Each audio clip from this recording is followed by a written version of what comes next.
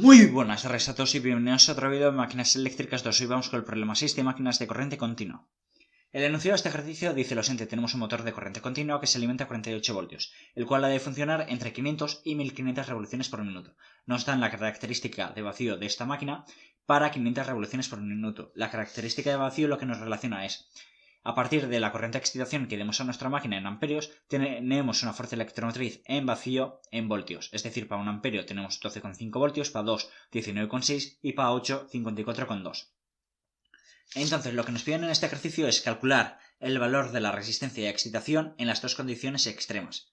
Es decir, trabajando como freno a 500 revoluciones por minuto y trabajando como motor entregando 5 caballos de potencia mecánica a 1500 revoluciones por minuto. Entonces, en este ejercicio el motor va a trabajar a dos velocidades distintas, una como freno y otra como motor, en el cual va a trabajar a 500 revoluciones por minuto, para la cual nos han dado la característica vacío, y también va a trabajar a 1500 revoluciones por minuto. Entonces, planteamos el circuito equivalente de nuestra máquina de corriente continua. En este caso, al ser un motor, absorbe corriente. Tenemos una tensión en bornas V. La corriente absorbida parte se va al devano de excitación como corriente de excitación y el resto de corriente se va a la corriente T inducido. Aquí tenemos la fuerza electromotriz de nuestra máquina de corriente continua. Aquí tenemos la caída de tensión en la resistencia del inducido y aquí tenemos la caída de tensión en las escobillas. Los datos que sabemos es que la máquina está alimentada mediante una batería de 48 voltios que se supone que es constante. La velocidad de la máquina ha de poder oscilar entre 500 y 1500 revoluciones por minuto. Sabemos que la resistencia del inducido es de 0,1 ohmios, la resistencia de excitación es de 6 ohmios y que las pérdidas de giro son de 300 vatios que hemos de suponer constante. Entonces, nuestra máquina va a trabajar como freno a 500 revoluciones por minuto con una potencia mecánica de 5 caballos y va a trabajar como motor a 1500 revoluciones por minuto dando una potencia mecánica de 5 caballos. Acudimos al balance de potencia. Sabemos que la potencia eléctrica es la tensión en bornas por la corriente absorbida. A esta potencia absorbida hay que quitarle las pérdidas del cobre, ya sean las pérdidas del cobre del inducido como las del devano de excitación. Si a la potencia absorbida le quitamos las pérdidas del cobre, obtenemos la potencia mecánica del inducido, que es E por la corriente del inducido. Si a esto le quitamos las pérdidas del giro, obtenemos la potencia útil de nuestra máquina.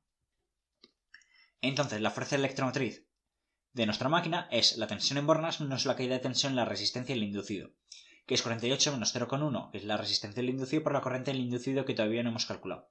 Sabemos que la potencia útil son 5 caballos por 735 vatios, es decir, estamos pasando los 5 caballos a vatios, que nos da 3675 vatios. Sabemos que la potencia mecánica del inducido, acudiendo al balance de potencias, es la potencia útil más la pérdida de giro, es decir, 3675 vatios más las 300 vatios de pérdidas de giro que se suponen constante. Es decir, la potencia mecánica del inducido son 3975 vatios. Pero esta potencia mecánica del inducido también la podríamos haber expresado como E por la corriente del inducido.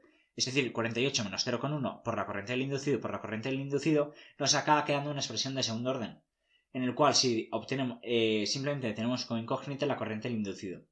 Obtenemos la corriente del inducido que nos da dos valores y nos quedamos con el valor que nos da 106,39 amperios. Entonces, con este valor de corriente del inducido podemos obtener la fuerza electromotriz E. Es decir, sustituimos en esa ecuación, la fuerza electromotriz V es 48 voltios menos 0,1 ohmios por los 106,39 amperios de la corriente del inducido, que nos da una fuerza electromotriz de 37,37 voltios. En el circuito de excitación de derivación, la tensión es la corriente de excitación por la resistencia de excitación. Como la tensión es constante y vale 48 voltios, debo ver qué corriente de excitación corresponde para cada caso. Trabajando como freno a 500 revoluciones por minuto y una fuerza electromotriz de 37,37 voltios, simplemente interpolamos para calcular IE. Simplemente de la interpolación obtenemos que la corriente de excitación vale 4,58 amperios. Ahora que tenemos la corriente de excitación, sabemos V, conocemos la corriente de excitación y la resistencia de excitación, podemos despejar R, que es la resistencia que hemos de añadir. De aquí obtenemos que R es V menos la corriente de excitación por la resistencia de excitación entre la corriente de excitación, que es 48 menos 4,58 por 6 entre 4,58, que esto nos da una R de 4,48 ohmios. La resistencia de excitación total es la resistencia de excitación más R que acabamos de calcular, es decir, 10,48 ohmios. Hemos calculado la resistencia trabajando como freno, pero nuestra máquina también puede trabajar como motor a 1500 revoluciones por minuto, dando una E de 37,37 voltios. Entonces, podemos aproximar que los 1500 revoluciones por minuto y la fuerza electromotriz de 37,37 voltios a una E de 12,5 para 500 revoluciones por minuto. Es decir, si dividimos las revoluciones por 3 y E también por 3, podemos aproximar a una E de 12,5 para la curva para la característica vacío a 500 revoluciones por minuto. Entonces, entrando la característica vacío para una E de 12,5 voltios para 500 revoluciones por minuto, obtenemos que esto corresponde con una corriente de excitación de 1 amperio.